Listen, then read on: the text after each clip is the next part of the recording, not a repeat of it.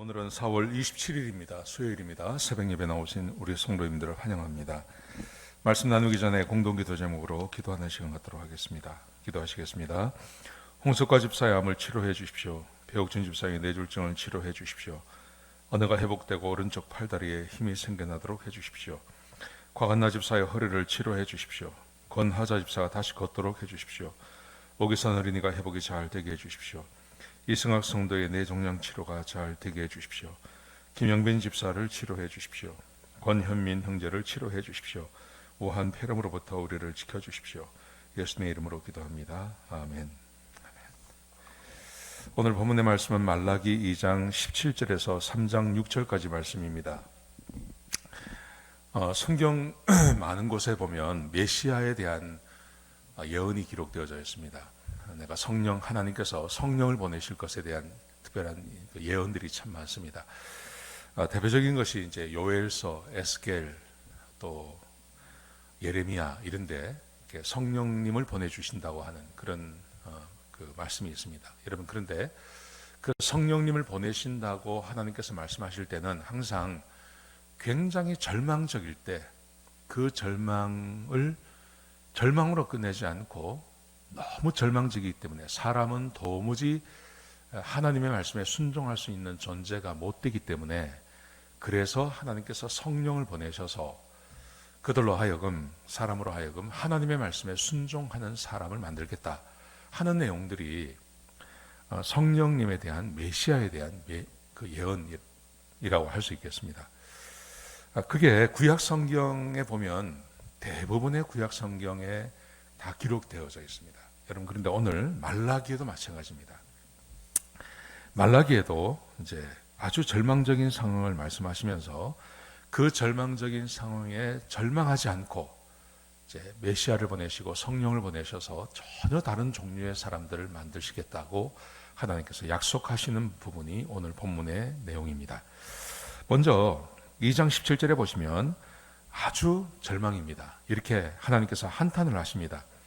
너희가 말로 하나님을 괴롭게 하고도 우리가 어떻게 하나님을 괴롭게 했습니까? 한다. 백성들이 하나님을 괴롭힌다는 겁니다. 굉장히 괴롭힌다는 겁니다.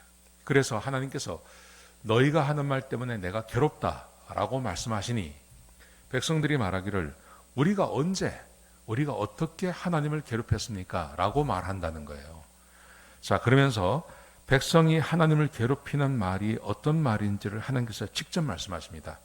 17절 하반절에 보시면 백성들이 이렇게 말을 한다는 겁니다. 모든 악을 행하는 자는 하나님의 눈에 좋게 보이고, 그러니까 죄를 짓는 사람들을 하나님께서 좋게 보신다는 거예요.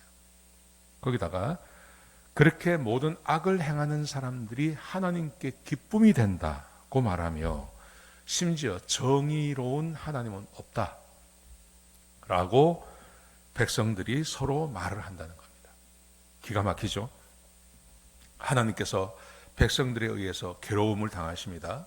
그 괴로움이 뭐냐 하면 모든 악을 행하는 자는 하나님의 눈에 좋게 보이고, 그리고 그 모든 악을 행하는 자를 하나님께서 기뻐하시며 심지어 정의의 하나님도 계시지 않는다 라고 사람들이 말을 하고 있다는 겁니다. 여러분, 이것은 요즘 우리 시대도 마찬가지입니다. 우리 시대에 이렇게 말하지 않습니까?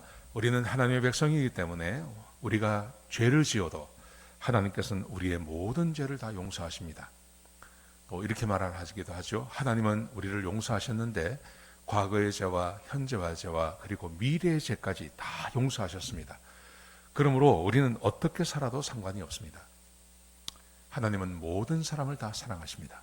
그렇게 말하는 사람들이 있지 않습니까? 여러분, 하나님께서 이스라엘 백성들에 의해서 이런 괴로움을 당하세요. 굉장히 절망적입니다. 이게 말라기서거든요. 구약의 마지막 성경책인데 그 시대의 사람들이 하나님의 말씀에 대해서 전혀 모릅니다. 하나님의 마음도 모르고 이런 상황이 되었습니다. 자, 이렇게 절망적인 상황에 이제 3장 1절로 넘어가시면 하나님께서 메시아를 약속하십니다. 자, 보십시오.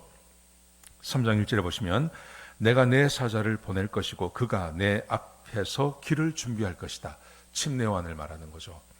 자, 그리고 1절 하반절에 보시면 주가 갑자기 성전에 임하실 것이다. 주께서 갑자기 성전에 임하신다고 말씀하십니다. 예수님께서 성전에 등장하시는 것을 말하는 거죠. 침례요한이 먼저 와서 예수님의 길을 준비했습니다. 예수님께서 오실 것을 예비하라고 말씀하셨습니다. 그리고 예수님께서 오셨습니다. 오셔서 어느 날 갑자기 성전에 예수님께서 임재하셨습니다. 성전을 정결케 하십니다. 성전을 깨끗하게 하십니다. 그리고 성전에 드나드는 사람들에게 수고하고 무거운 짐진 자들아 다 내게로 오라. 내가 너희를 쉬게 하겠다고 예수님께서 말씀하십니다. 예수님이 이렇게 갑자기 성전에 임하실 것에 대해서 말씀하십니다. 자, 그러면서요, 예수님의 사역에 대해서 말씀하십니다. 그 예수님께서 무슨 일을 하시냐면 2절과 3절에 보시면요, 주님은 금을 연단한 자의 불과 표백하는 자의 잿물과 같을 것이다. 금을 연단한 자의 불, 금이 돌과 함께 이렇게 섞여 있는데 거기에 불을 가하면 순금만 흘러내리죠. 표백하는 자의 잿물, 막 더러워져 있는데 잿물을 부어서 닦으면 깨끗하게 되지 않습니까? 예수님께서 오셔서 그 일을 하신다는 겁니다. 사람들의 죄를 깨끗하게 하신다는 것입니다. 사람들의 마음을 깨끗하게 하신다는 것입니다. 어떻게 해요? 예수님께서 십자가에 못 박혀 죽으시고 부활하심으로 예수를 믿음으로 구원받고 그 사람들에게 성령을 부어주시는 그 일을 예수님께서 하십니다. 그래서 사람들에게 성령을 주실 수 있는, 하나님의 은혜를 부어주실 수 있는 그 길을 열어주신다는 말이죠. 그 다음 말씀에 보시면 주님이 레위 자손을 깨끗하게 연단할 것이다. 그래서 그들이 공의로운 제물을 하나님께 드릴 것이다. 지금 이스라엘 백성들은 하나님께 공의로운 제물을 드리지 않습니다. 제대로 된 제사를 드리지 않습니다. 하나님 앞에 와서 올바른 제사를 드리지 않습니다. 제사의 모양은 있지만 진짜 제사를 하나님께 드리지는 않습니다.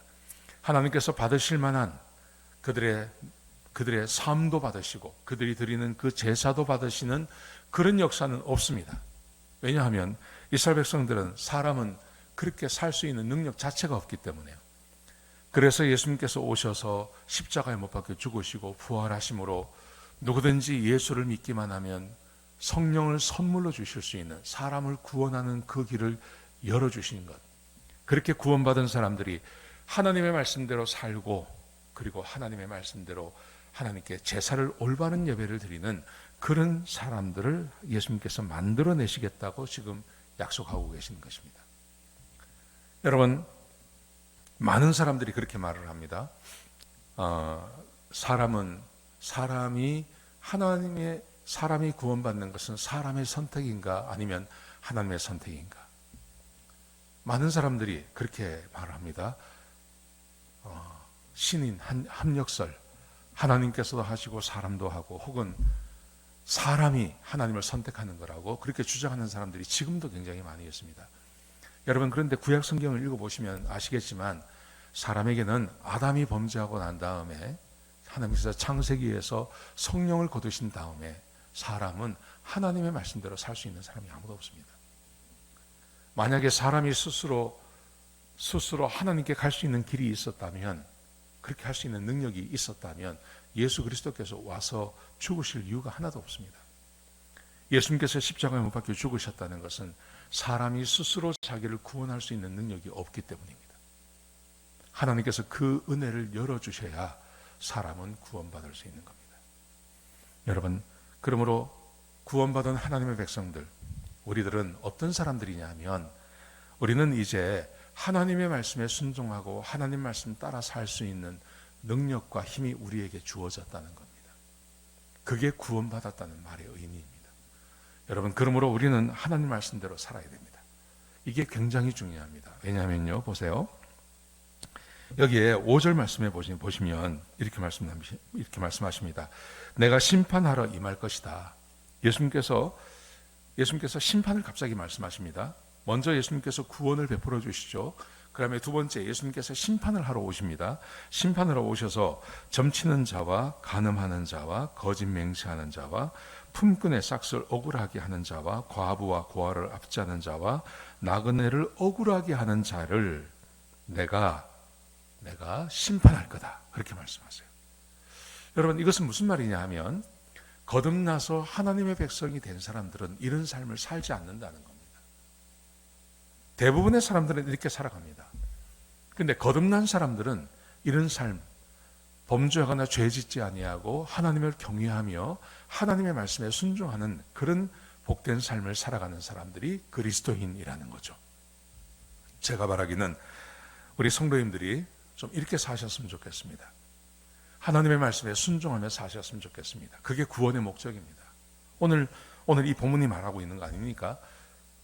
범죄하고 죄짓고 하나님께 반역하면서 자기들이 반역하는 것도 몰라요. 하나님께서는 여기서 절망하지 아니하시고 내가 메시아를 보낼 거라고 말씀하십니다. 그 메시아가 오셔서 하는 일은 사람들을 깨끗하게 하는 일.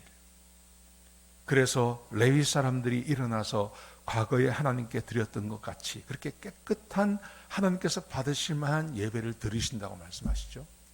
이게 예수님께서 하시는 일입니다.